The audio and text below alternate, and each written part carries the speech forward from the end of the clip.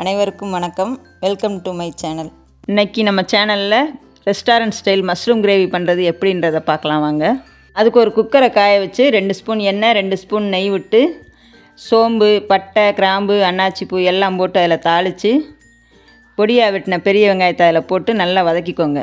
அதில் 2 வத்தல் கிள்ளி போட்டு தாளிச்சுக்கோங்க.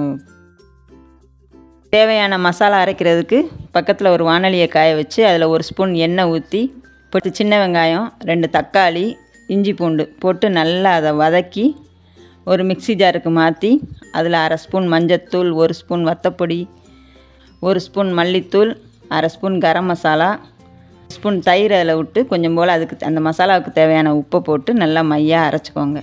இந்த அரைச்ச பேஸ்ட்டை அந்த நம்ம ஏற்கனவே வதக்கி வச்ச வெங்காயத்தோடு போட்டு அதையும் நல்லா வதக்கி பச்சை வாசனை போன உடனே நம்ம வெட்டி வச்சுக்கிற மஷ்ரூம் எடுத்து அதில் போட்டு நமக்கு தேவையான உப்பு அதில் போட்டு கொஞ்சம் போல் தண்ணி ஊற்றி குக்கரை மூடி 2 விசில் விட்டு இறக்குனீங்கன்னா restaurant style mushroom gravy ready.